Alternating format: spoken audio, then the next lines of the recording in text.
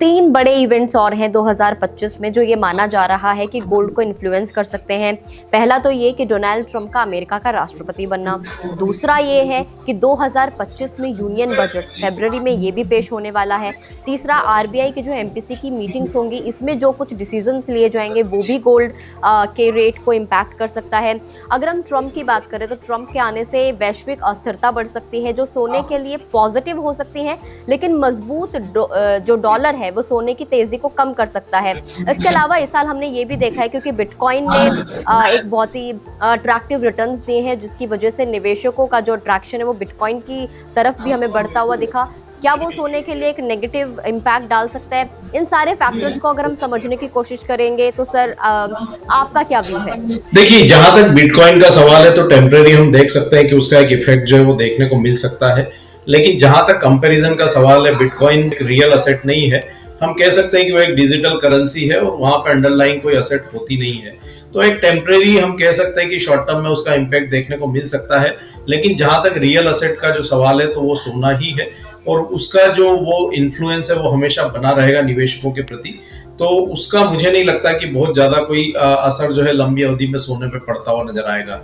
दूसरा, जहां तक डोनाल्ड ट्रंप के जो है ऑफिस रिज्यूम करने का सवाल है वर्ष 2025 की शुरुआत में, तो हमारा ये मानना है कि बहुत ज्यादा वो डॉलर को स्ट्रेंथ करते हुए नजर नहीं आएंगे उनकी जो पॉलिसीज है, क्योंकि अगर यहाँ पे डॉलर में बड़ी स्ट्रेंथ जो है कंटिन्यू जारी रहती है तो वो कहीं ना कहीं यूएस की जो ग्रोथ है उसको भी कमजोर करती हुई नजर आएगी। तो वहां पे उनको सिक्के के दोनों पहलू देखना पड़ेंगे कि जब वो लगातार वो टैरिफ की बात कर रहे हैं उससे अमेरिका में फिर महंगाई बढ़ सकती है, डॉलर को अगर ज्यादा समय तक मजबूत रखेंगे तो उनकी ग्रोथ को जो है वो डिरेल कर सकता है। तो इन सारे तमाम फैक्टर्स पे नजर रखकर वो सिक्के के दोनों पहलू देखते हुए कहीं न कहीं अकोमोडेटिव रूप जो है वो अपनाते हुए नजर आएंगे, ताकि वहां पे जो यूएस के डेट के कंसर्न्स है वो भी एड्रेस होते हुए नजर आए और उनकी ग्रोथ की जो रफ्तार है वो भी बनी रहे।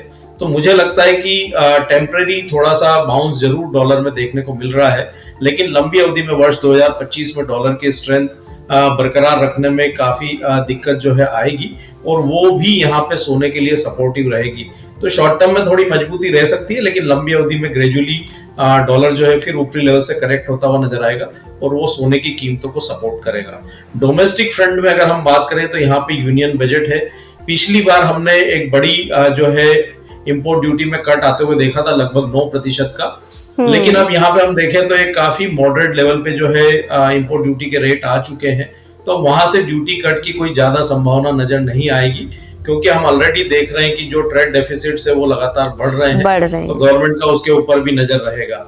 और एमपीसी की जो पॉलिसी है, अभी यहाँ पे इन्फ्लेशन को देखते हुए आरबीआई ने ब्याज दरों में कोई कटौती नहीं की है और आने वाले समय में अगर इन्फ्लेशन कंट्रोल होता है और कोई रेट कट आएगा तो वो कहीं ना कहीं रूपी को कमजोर करता हुआ नजर आएगा। तो रूपी की कमजोरी भी जो है यहाँ पे सोने के लिए सपोर्टिव रहेगी। तो ओवरऑल अगर हम नेट नेट देखें तो ऐसी कोई चिंता वाली बात जो है लंबी अवधि में सोने के लिए नजर आती नहीं है। और जो ना सिर्फ ग्लोबल बल्कि डोमेस्टिक जो फैक्टर्स है वो भी यहाँ पे कीमतों के लिए सपोर्टिव रहेंगे।